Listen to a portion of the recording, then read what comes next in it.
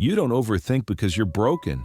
You overthink because, at some point in your life, thinking ahead kept you safe. Right now, as you're listening to this, your mind is probably doing what it always does: scanning, predicting, replaying conversations, preparing for futures that may never arrive. Not loudly, not dramatically, but constantly. It feels like living inside a control room where every screen is lit, every alarm is half-armed, and shutting anything down feels dangerous. You don't call it anxiety, you call it being responsible, prepared, self-aware. But deep down, you feel it. That quiet exhaustion, that sense that life never quite feels simple, that even moments meant for rest are infiltrated by thought. Here's the paradox.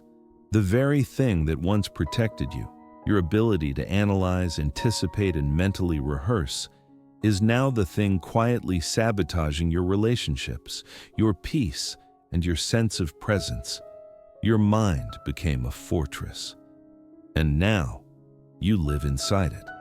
This video isn't about stopping thoughts.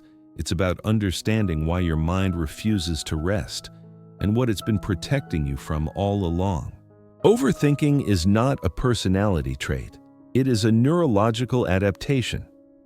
At its core, overthinking is the product of chronic hypervigilance, a nervous system that learned early that unpredictability equals danger.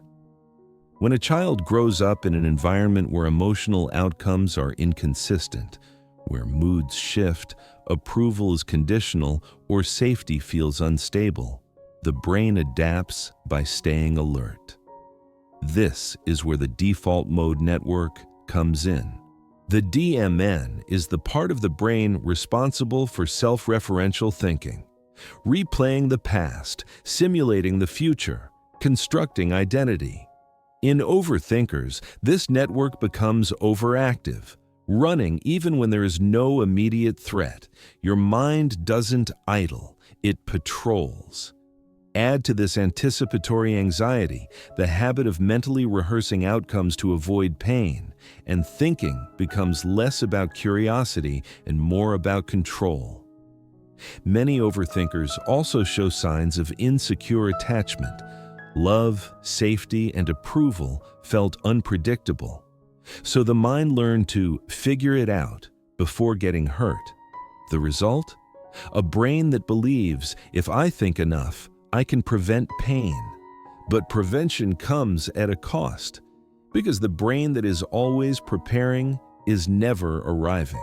Overthinking doesn't just steal peace, it steals aliveness. It turns simple moments into internal negotiations, rest into guilt, joy into something temporary that must be analyzed before it disappears.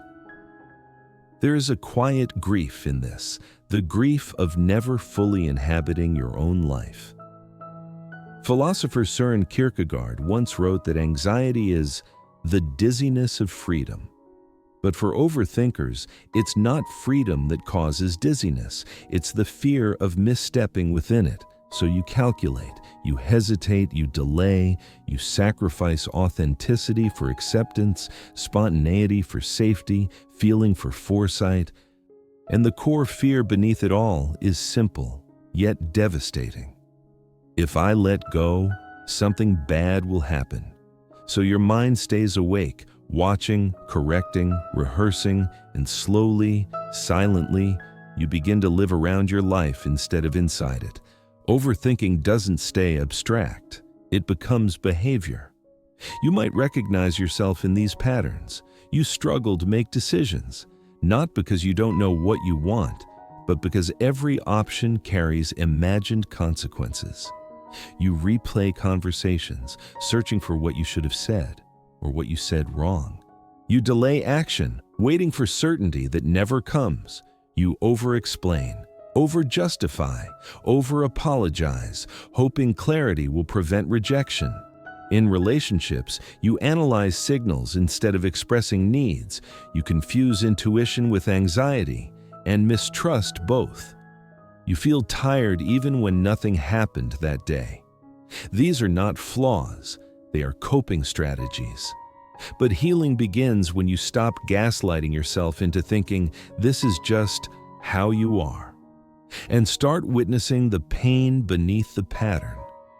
The work is not to silence the mind.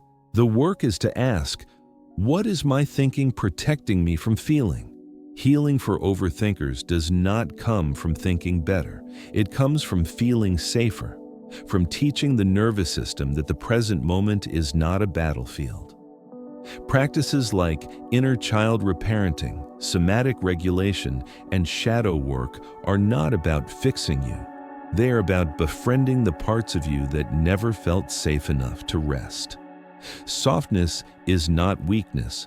Rest is not irresponsibility. Presence is not danger. Carl Jung once said, "I am not what happened to me. I am what I choose to become." And what you are becoming is not someone who stops thinking. You are becoming someone who no longer needs thinking to survive. You are never too much.